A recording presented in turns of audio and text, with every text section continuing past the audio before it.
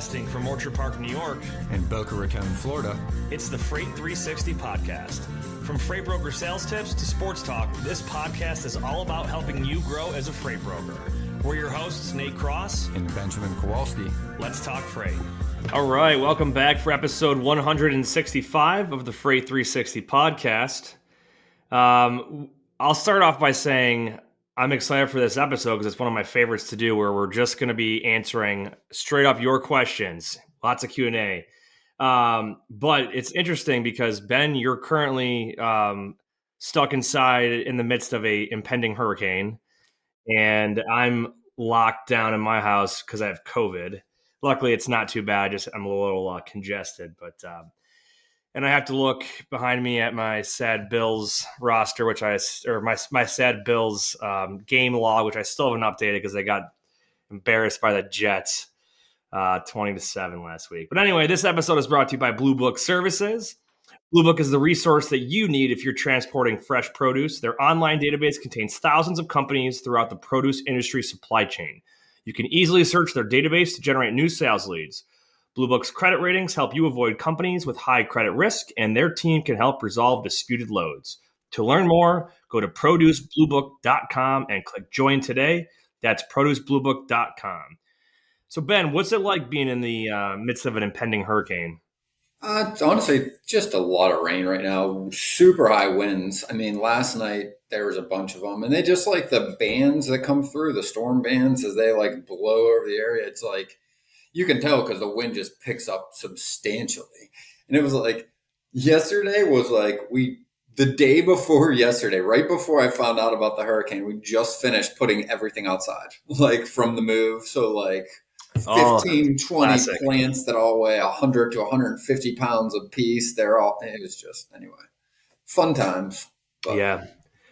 Yikes, man. Well, luckily it looks like it's not going to be like one of your cat 4 or 5s, obviously, like a category 1 or something. But still, I mean, hurricane force winds are no joke. So, yeah. I mean, honestly, like when you're down here, like category 1 and 2 is like a dusting of snow for you. Like in Buffalo. That's kind of people don't even start bringing their furniture until it's like about to make landfall. Like the grocery stores weren't even really busy unless it's a 4 or 5. Like, yeah. Well, we're getting close to that time of year where the snow is going to come. It's actually, we're like in the 60s today. So I was just down in Florida, and I got to say, man, it was like opening up an oven on my face. It was like, I want to say like Saturday, I was walking around, and I was in Disney World with my kids, and it was so hot and humid. We were just trying to find anything indoors to do because it was disgusting. So, and I started to feel like crap because, we didn't know what was going on, and clearly it ended up being COVID. So, but anyway, it was nice on Sunday. It was like 80 and not as humid, but back to Western New York, where everyone's depressed about the Bills.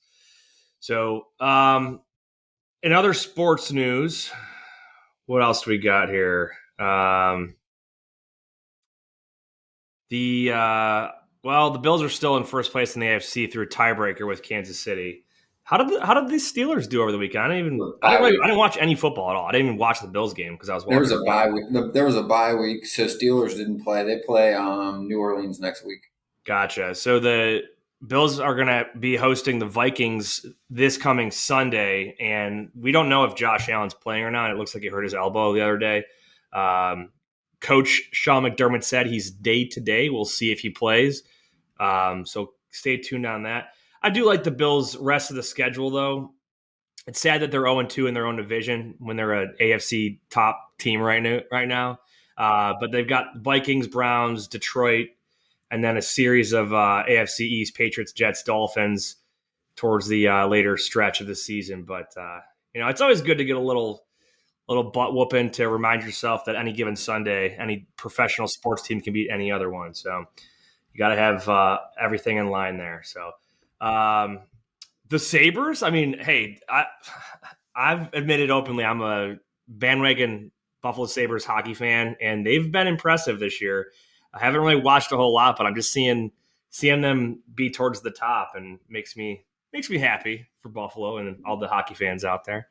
So the Penguins have always historically been a pretty It's interesting you said that. As of yesterday, I think I heard this, or maybe it was 2 days ago, they had a 6 game losing streak, which the last time that happened was the year before Sidney Crosby.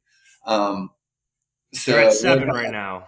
And I yeah. actually just looked, the Sabres have lost the last 3. So that kind of, maybe I should take back what I said. But hey, maybe we can just share in our depressing hockey teams. Yeah. They're at least their Commiserate. streaks. So, yeah. So there's a fun stat for you. If you look at the Eastern Conference, the leading teams with losing streaks right now are the Pittsburgh Penguins and the Buffalo Sabres. But Sabres are still, let's see. Oh no, they're 7-6. They're not even that good. I don't ignore me. They were good until last week apparently. But we'll see how sports pans out. I'll give my predictions for NFL at the end of this episode here. We'll see how the Steelers are matching up and how the Bills are matching up. But let's give a shout out to our friends over at DAT and get into the episode. Taking the guesswork out of freight with DAT. The DAT Loadboard Network is the largest on-demand freight marketplace in North America, connecting freight brokers with available capacity on any lane. Grow your business with tools that allow you to find new business partners. Plus, you can quickly qualify and onboard new carriers. And with the industry's leading freight rate data, you can make clear and confident pricing decisions. Check out the show notes for a free month of Power Express or Trucker's Edge. Absolutely. Alrighty. So we had a lot of questions come in this week, and I'm excited. We encourage you guys. This is the content we want to put out. We love to have guests on. We love to bring on industry experts. We love to put out some educational stuff, but nothing's more important than the questions that you all have. So make sure to keep sending those in. And I think we had one guy that actually sent a couple in this week that he'll get answered. So kudos to him for taking advantage of this, because now he's going to have his answers to his questions delivered to us right on the show. So let's start with the first question here. And it says, is the fuel surcharge a separate line item on a rate confirmation, or is it included in the total price? So what I want to do here is I just want to take a minute here to explain what a fuel surcharge is and how it's used. Okay. So if you have a customer that wants to perhaps do a bid, and they want to know, they might say, hey, give us your pricing on all these lanes for the whole year, but we're also going to give you a fuel surcharge, which will vary depending on the cost of diesel at that, during that week. So as fuel prices go up, they'll tack on extra money onto your rate. And as fuel prices go down, that additional fuel price will be lower. So what it does is it helps protect you when you submit a price for fluctuating fuel costs. Okay. So you'll often see that in a bid process to allow consistency of pricing throughout the year and flexibility as diesel goes up and down. Okay. Because what some people will do is, we've talked about it in the past, if they're just giving an all-in rate and it's just, hey, the price is what the price is, you might take a loss certain times of the year because either capacity is tight or fuel is expensive or a variety of other reasons. And that fuel surcharge is intended to help kind of level out the peaks and valleys of your profits throughout the year. So Right. that's And what fuel also, surcharge is. yeah, and from like the shipper's point of view, it also helps a little bit with their bid process, right? Like you just kind of explained, and it's from their point of view, right? Like the trucking expense, right? The maintenance on the truck should be fairly predictable, right? The driver's pay should be predictable throughout a year.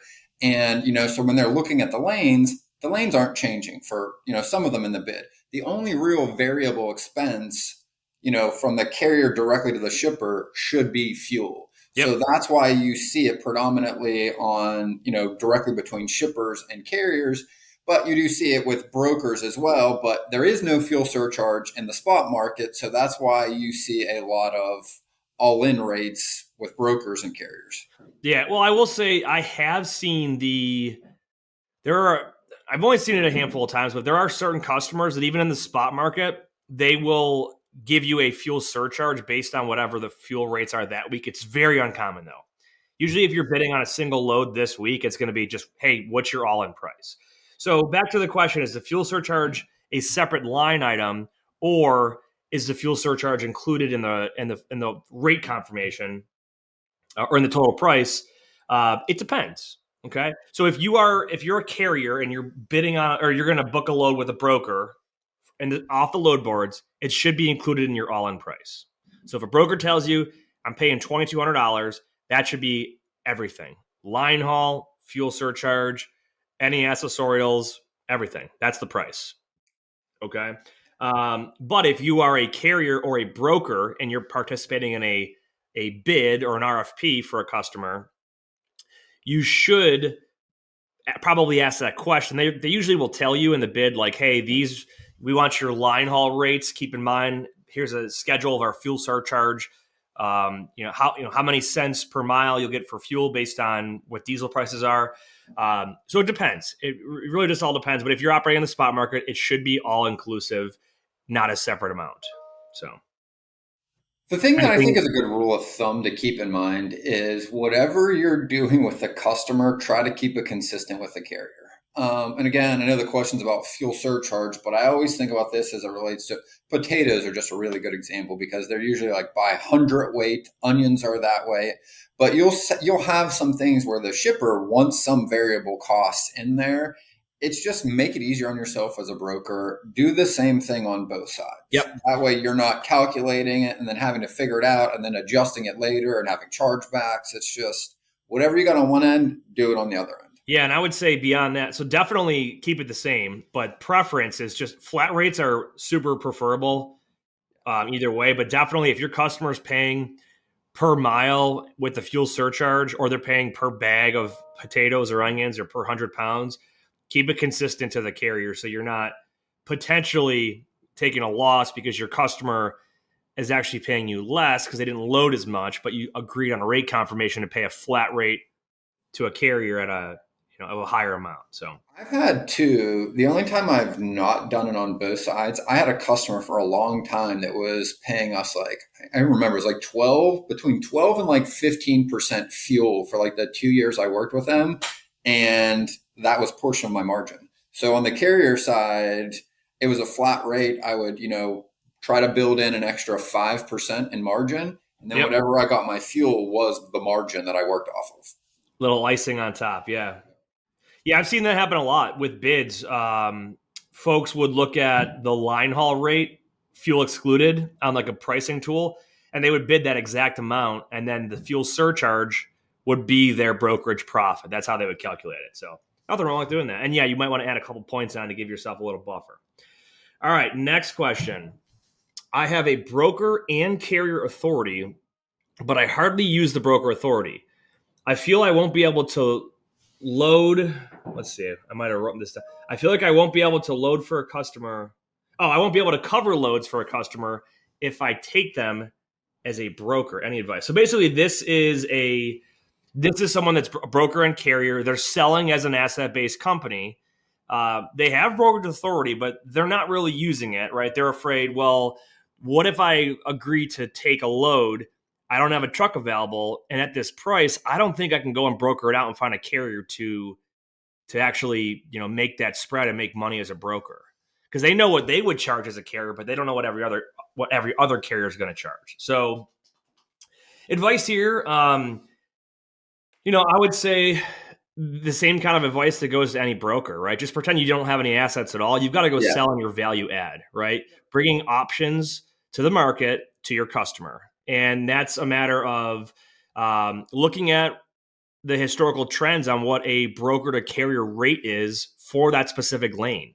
And, obviously there's going to be a range. So let's give it like a hypothetical, right? Let's say, you quoted your customer $2,000. As a trucking company, you can probably move it at, I don't know, 1,800 or 1,750, and you're going to make 15% margin or 20%, whatever percent margin on that.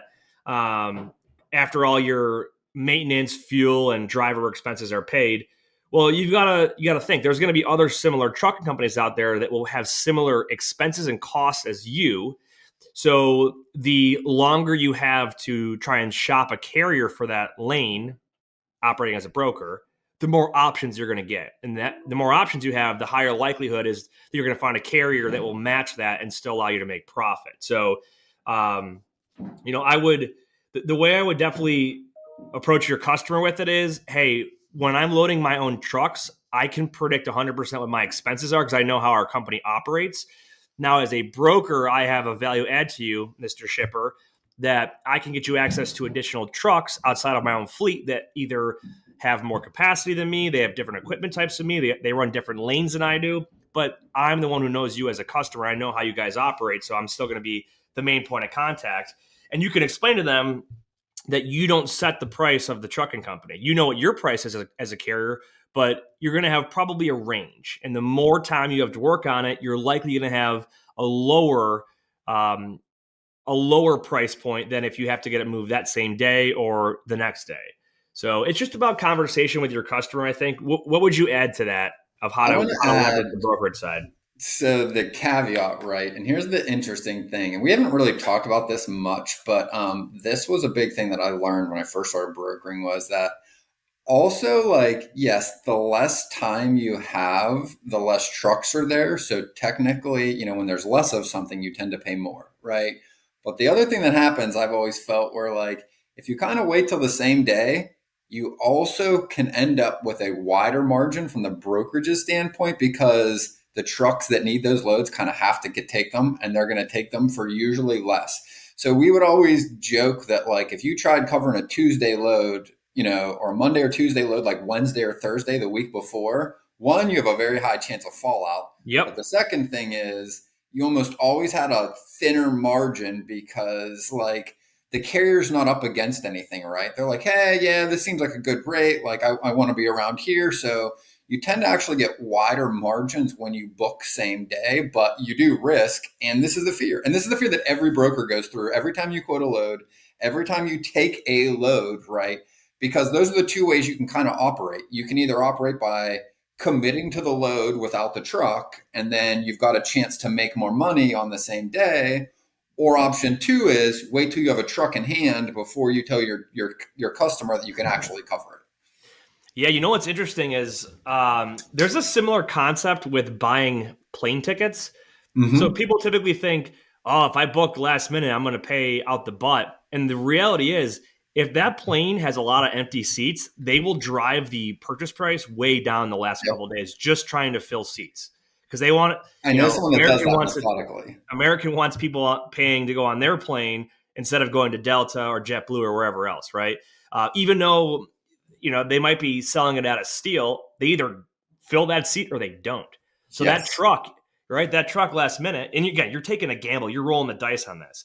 But that truck, they might be like, "Hey, I got to get back to Milwaukee, or I have to get to Atlanta, and I will take it at $1.50 a mile, just so I'm not driving empty 200 miles to find another load going in that direction." So you are absolutely correct on that. These are the things that that like why I love this industry as I got more into it because like I've just always been a fan of economics and it's like when you see these things just play out over and over again, right?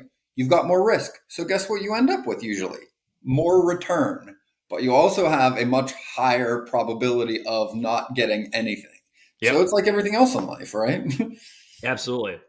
So to answer the question short here, I would just ignore the fact that you have trucks and just think about it as how use all of our other advice on how you can build your brokerage and add value as a broker. It's great that you have trucks, but don't be afraid that you can't succeed as a broker just because you're a carrier.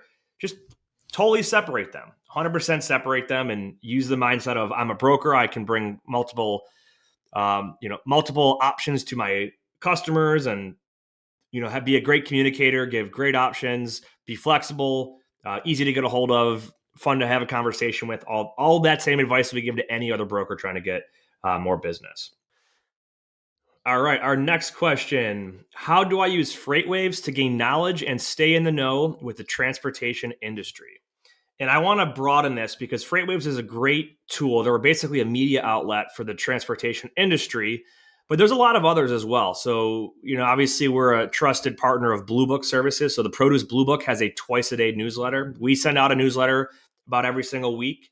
And there's a lot of other platforms out there too that are, they might be news media style outlets for logistics and transportation. But the big takeaway here is subscribe to the newsletter. That's my biggest tip or piece of advice on it, because not every single bit of information is going to be relevant to you, and you don't need to necessarily go to all their websites and search through and try to find stuff. But if you get it delivered easily to your inbox and your email, and you could just, if a headline sticks out to you, like, hey, large trucking company got purchased by, blah, blah, blah, and that's one of the carriers that you normally use, you're going to be like, oh, wow, boom, something relevant to me. The other thing too is we've talked a lot about using Google Alerts. So you can set up Google Alerts using keywords, whether it's logistics or freight brokering or transportation, whatever. And you'll get daily or weekly, whatever you have it set to. You'll get email updates at that frequency, letting you know what's new in the news or in articles, blogs, etc., resulting or that match the search result that you had put in there. So that's my recommendation. Also, one of the things that I used to do with Freight Waves was if I had some downtime and I wanted to go research something in a specific market, they do have a searchable feature on their website, so you can go find their entire library of news articles on a specific industry, whether it's truckload or LTL or steel, lumber, whatever. It's all searchable in there. We've had folks from Freight Waves on here before. We've been on their shows before as well. Great folks over there, great information. Definitely industry experts. So I would definitely, newsletter, research some stuff on their website. The other thing too is Freight Waves. If you're a real big economics or macroeconomics guru, they have a product called Sonar that I personally use it, where you can see a lot of macro level on imports, exports, tender rejections, container usage, things like that. And that'll give you really big high level picture on what's going on in the shipping world. So you can kind of use their forecasting with your own forecasting and just have conversation with your customers about what's going on in the marketplace. So anything else that you've done with Freight Waves or similar sources to use them to your benefit?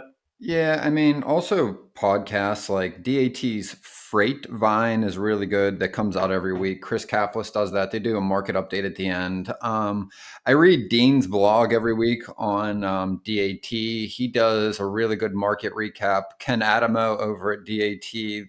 Both of those guys, or all the analysts over there, really put out good content on a weekly basis that is going to tell you what's going on in the market, give you insight into where and what's happening as it relates to trucking capacity, any issues that are coming up, what's going on. So, I mean, really all of the above are resources that I've used for all of the same things. Yeah, TIA has a newsletter as well that I subscribe to, and a lot of good information. The key takeaway here is to make it simple and efficient. So you want to be able to consume as much relevant content in as little time as possible.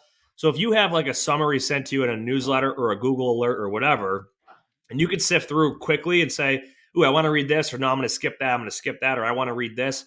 That's way better than just going through and scrolling through the homepage and seeing all their new stuff. Just have it easily delivered to you. And at the end of the day, having just a little more knowledge than the average broker is going to give you that little boost you need to be ahead of the game. The JOC too. The JOC, Yep. I don't know. They have a good newsletter. And when I, just started, I would have that sent to me because there was like once a week, there was some relevant article in there. Yep. And really well written. Definitely. You brought up podcasts too. So obviously we're a podcast, but one of the things that I love to do is whether I'm in my car driving or I'm at the gym or mowing the lawn, if you're doing something where you have idle time to listen, podcasts are a great way just to consume additional knowledge when you can't be behind the computer, plugging away, trying to research stuff that way. So good stuff. All right.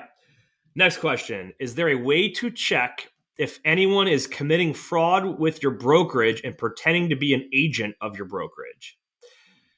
This is a good question, and it opens up a can of worms because there's more fraud than just pretending to be an agent.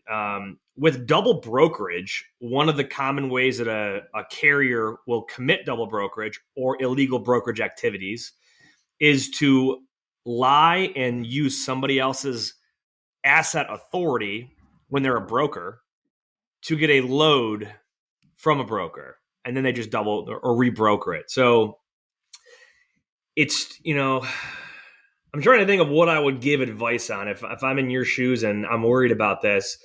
Um,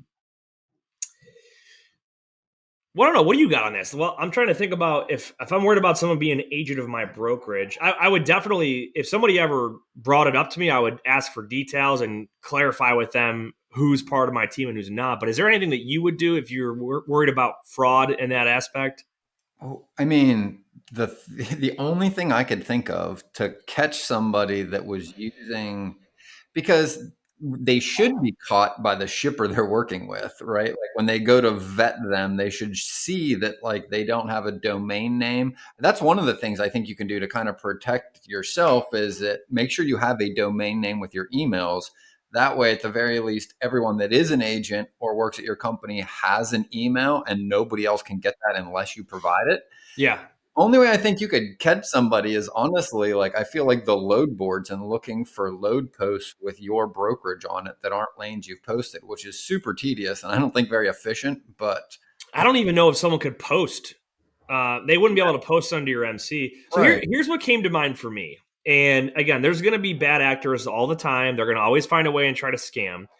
But if you have a solid relationship with a customer or a carrier, it's as simple as, hey, I'm your main point of contact. If you can't get a hold of me, my backup is so and so.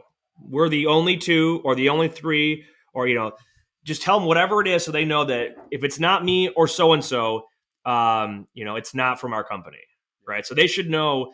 They should kind of have like, so for example, if it's me and you, let's say Freight 360 was a brokerage, and we're dealing with Walmart, and our rep at Walmart gives us a load up like, hey, so between myself and Ben, we got you covered. We're the only two from this company that'll be working on this load. If you get a call from anybody else, it's not really us. There's been some fraudulent people out there, so just make sure to stay aware for that. Same thing with the carrier. Hey, just send out your rate confirmation.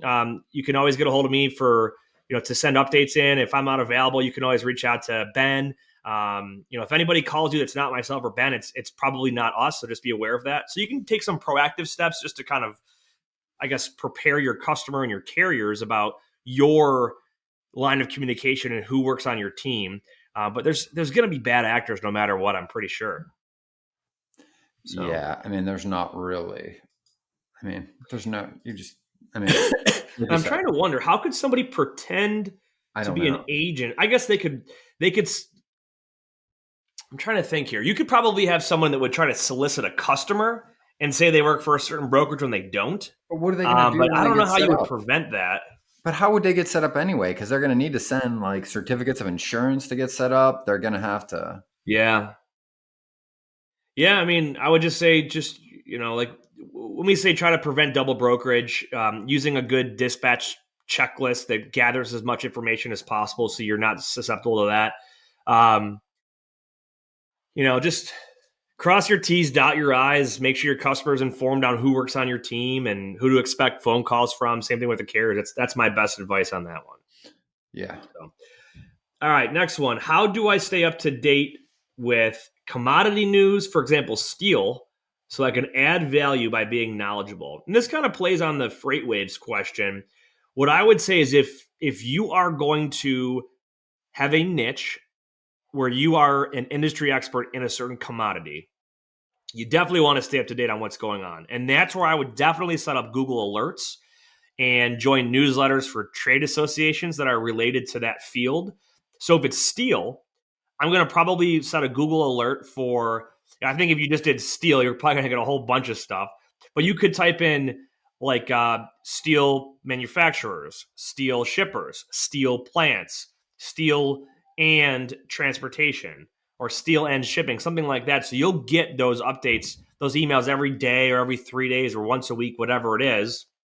And that'll help you out. The other thing too is like trade associations. So like a lot of these trade associations that do trade shows and networking events, they typically have a community that has some sort of newsletter or a website with a forum or just kind of interaction between members.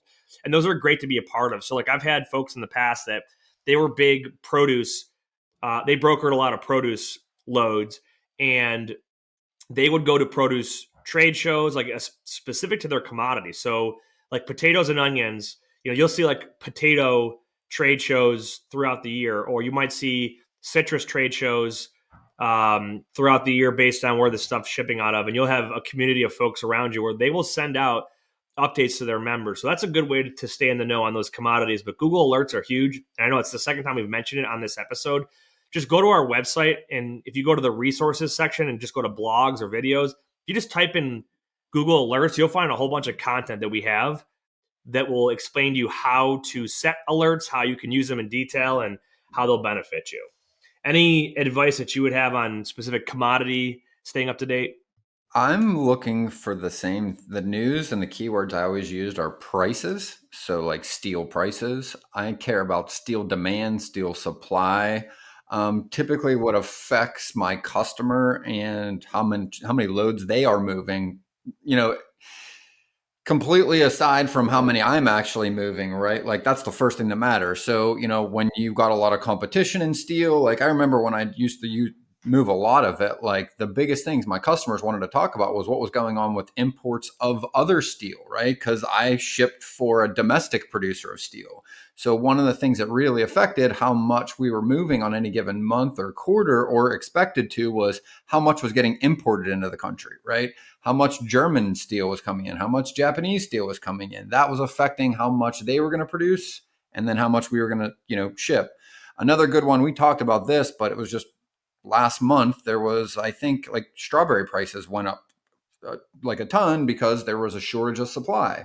Well, when that happens, that usually affects the amount of loads that are shipping, how quickly they need to ship, how much they're going to pay to ship. So, when you're going to throw that commodity in your Google alert, throw in the word price, throw in demand, supply, those are the things that are going to pick up, I think, articles that are really relevant to conversations you're going to be having with your customer. Here's another one too. So if you're active on LinkedIn, you understand that you have a news feed similar to like Facebook or Twitter or whatever, right? So whoever you're following or whoever you're friends with or connected with, your homepage will be a feed of all their stuff. So one of the cool things about LinkedIn is if your customer is ABC Steel, go ahead and follow them on LinkedIn and you'll get their feed of all their posts that they're posting. In Yeah, I addition forgot. to That's a that, good one. LinkedIn will then, if you go to that ABC Steel's page, LinkedIn, I think it's on the right side of the page, will tell you who their competitors are or similar companies.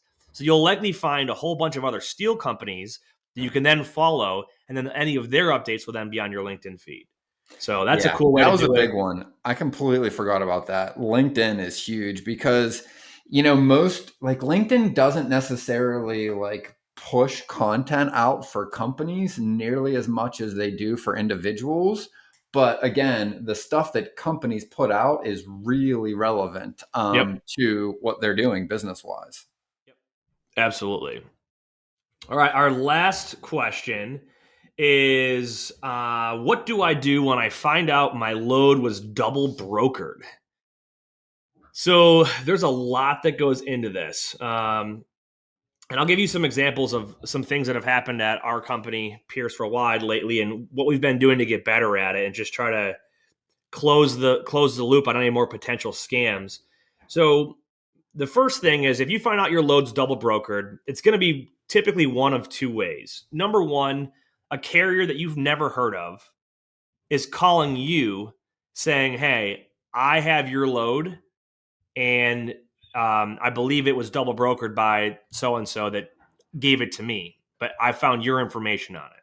The other way is you might have a customer calling you saying, "Hey, we got this random carrier calling us for payment on this load that we gave to you," and then that's how you find out that that carrier had no idea. They probably got it double brokered to them by somebody else who then went dark on them, didn't answer, won't pay them. So now they're going to the BOL looking at the shipper saying, "I'm going to call this person and try to get paid."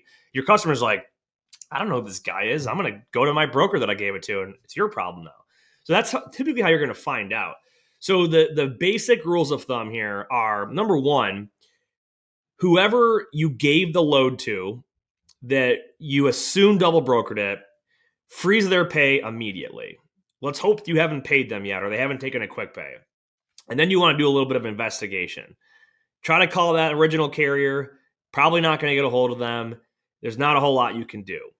Now, you hear this second carrier saying, "Well, I hauled this load for you and I delivered it."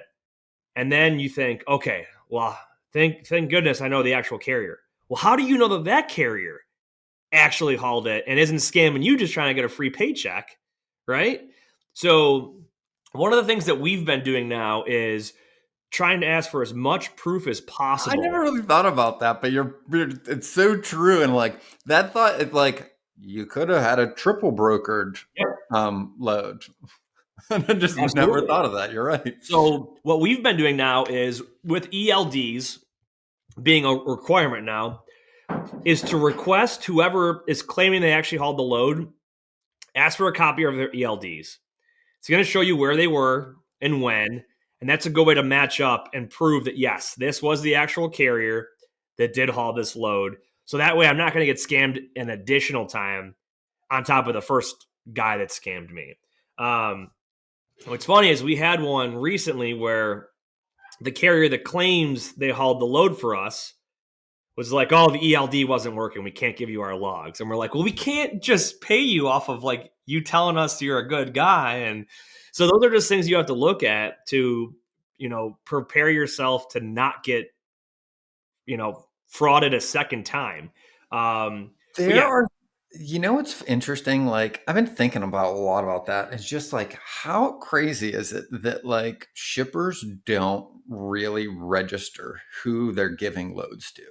Like, just thinking about that, like, I've like, very rarely do you have any of them that have an SOP where they're writing down the MC that actually picked up a load and then just, I mean, like, it'd be super simple, right? Just wrote down the PO that you loaded and just wrote the MC on the side of the truck next to it, right? So at yep, any point in time, your broker or the carrier could call you and just say, hey, want to verify so and so or who picked up, what load. And it's just no one does that. yep.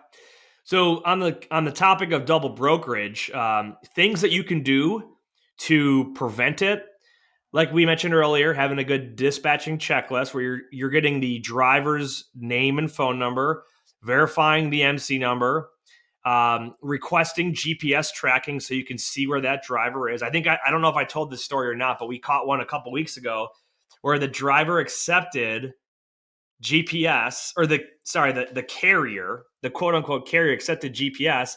It showed them in Ohio, and they claimed they were on the way to pick up the load. They were coming from Oregon down to California to pick up the load, but they showed up three time zones to the east in Ohio. And we're like, whoa, and they immediately canceled it. And we're like, whoa, whoa, whoa, whoa. Clearly a double broker here. So, but GPS tracking is huge. Asking for and letting them know when you send the rate confirmation, we're going to require a picture of the truck at the loading facility with the MC visible on the side of the truck. And that's all. Here's your rate, and this rate is conditional on the following things. Driver must accept GPS tracking. Driver must send a picture of their truck and MC number at the loading facility. Getting things like the color, make, and model of the tractor, tractor and trailer number. You can go as far as letting your customer know, like, hey, there's been a lot of double brokerage in the industry lately, or I'm doing what I can on my end, but when they show up, I want to make sure that the MC number and truck and trailer number match that I've got from them. So here's that information. Just double check it. That way we're not going to get into a bind down the road. So there's a lot of stuff you can do to prevent it, but they're going to always find a new way to try and scam something. Yeah. And I mean, it was almost every customer I've had was pretty, I don't even know what word I'm looking for, was I don't know, pretty helpful in this. Like Yeah. exactly what you said. Like I could usually ask and say, hey, like just wanted to check, just wanted to make sure so and so is picking it up. Could you just, jot the MC down or just let me know who's there to pick up the load? And again, like just communication is going to weed out a lot of those. Yep. Absolutely. Well, I'm gonna give a shout out to our friends over at Lean. Then I'll share some exciting news that we have coming up. Lean Solutions Group is the industry leader in nearshore staffing solutions with offices in South America, including freight broker back office operations, accounting, tech development, business development, marketing, customer service, and many other positions. To learn more about the vast solutions that Lean has to offer your freight brokerage or agency, visit them online at www.leangroup.com. That's www.leangroup.com. All right, so we have some fun, exciting episodes coming up. And the two big ones, we're going to bring on some industry experts. We're going to do one on, I know we already mentioned this, but we're going to have a shipper come on the show with us, and we're going to get inside the brain of the shipper. So all those times that you're out there cold calling or having a conversation with a prospect, we're going to have one of those prospects or shippers on the show with us to talk us through what it's like to be in their shoes, what their priorities are, how they vet through brokers that call them all day long. It's going to be a really awesome episode that I'm looking forward to. And I think he's been on some other podcasts before, and it's some of the best episodes I've been able to listen to. But that's going to be a good one, man. I'm looking I don't forward know. I'm to it. excited. He did one with Kevin on Put That Coffee Down like a year or two ago that I Kevin really Dillon. like. And the interesting thing is, if anyone, his name's Paul Estrada, if you want to Google that and listen to the old one, it's really good. And here's what I really liked about that last one, it always stuck with me, was even when they're interviewing him at the beginning, he's kind of like, not really putting his finger on why they work with who they work with as brokers, right? But through the conversation, as he opens up more and he starts to talk more about it, you can see that, like, you can hear towards the end, they start to explain exactly how their brokers became their brokers. And he works at one of the larger shippers in the US. Like, they're a very, very large shipper, and it's going to give you a ton of insight into what's important to them, what they look for, so that you can do those things to, get more customers. Yep. The other thing too, we're gonna have an episode with a company that provides all risk insurance. And if you're not familiar with all risk insurance, it's essentially a a one-off insurance policy that you can provide to your customer that puts that policy in what's called the first position. We don't want to go too in detail on it until the actual show, but we all know that freight claims can be annoying and they could take 3, 4, 5, or 6 months to settle out, and your customers getting pissed off because their claims not been paid. They don't want to pay their invoice, and the carrier's getting held up on their pay. It's just a mess. So there's some companies out there that have offered these all risk policies where they're going to settle the claim in a very quick amount of time, and they're easy to purchase. They're priced based on whatever the commodity is, whatever that lane is, and it gives your customer peace of mind. I used to always love this in the past. So like Truck Stop used to have one that they offered. Their pricing changed, and they had a lot of exclusions that popped in there, so we kind of moved away from them. But they're a great value add to offer to your customer, and you could just say like, hey, this rate that I'm giving you includes an all risk policy. So if they have a high risk commodity like something that's like produce or berries or something like that, and hey, just so you know, this is insured, and if there's a claim, it's going to be settled within a month. So there's very little headache for you. So we're going to have a little insurance episode with folks over at LoadSure. They were referred to us by our friends over at DAT. So that's going to be a great episode as well. All right, we do have Blue Book coming on again for a third episode next month as well. So we got some fun, exciting stuff coming up here, and we're gonna finish out the year strong here with some good stuff. So let's take a look at. Here goes. You were asking me. I wrote this down. There was something that was relevant with a couple of clients I had talked to. It was a quote that I heard in a podcast. It was, the culture of a company is the worst behavior it's willing to accept, or the culture of a company is defined by the worst behavior it's willing to accept. And Ooh, that's interesting. I like that. And it really hit home because I was working with a client who has a broker that has some pretty large accounts within their brokerage, but has a lot of, we'll say, personality issues with other, employees. Very hard to keep assistants underneath them. Not very communicative. And kind of sets that tone. And it's hard because, for brokerages, it's about money in a lot of ways. And I think a lot of times brokers probably keep some of these employees on longer than they should. And I think Yep. the rest of their teams tend to, suffer for it. Yeah. Yeah. It's like you always say, bad news gets worse with time. Cancerous people will poison your organization more and more the longer you let them stay there. Mm-hmm. So that's a good quote, man. You are like the proverb expert or the quote guy for the show for sure. I want to take a quick look at the sports for this weekend. Pittsburgh, you are hosting the New Orleans Saints. You're a 2.5 point underdog. That game could go either way. Saints have been struggling. It's any given Sunday, in my opinion. Yeah. Bills hosting the Minnesota Vikings. Bills are favorites. We'll see how Josh Allen does. My only pick, I'm taking the Bills to win. That's it. I'm not touching. It's like a 3.5 point spread. Not touching it. Bills to win. That's all I got. Any other good games here? Phillies playing Monday night against the Washington. What are they now? The Commanders. Yeah. Yeah, we'll see. We'll see here. Well, any final thoughts here, Ben? Yeah, if you're looking for a new home for your agency, if you're not reaching out to Nate, you can reach out to me at Benjamin at ShipBTB at Business to Business Logistics. Yeah, or you can just send us a message at info@freight360.net. Obviously, two different companies. We'll be able to, both happy to chat with you about different options. So don't be afraid to or hesitate to reach out. Yeah. Whether you believe you can or believe you can't, you're right. And until next time, go Bills. That wraps up this episode of Freight 360. Check out the show notes for links to anything that we've referenced on this episode. And make sure to visit us online at freight360.net to see our entire library of episodes, videos, blogs, and more. And make sure to check us out on Facebook and subscribe to our YouTube channel for daily and weekly tips and content. If you'd like your question answered on the show, fill out the Contact Us form on our site, and we'll see you next week.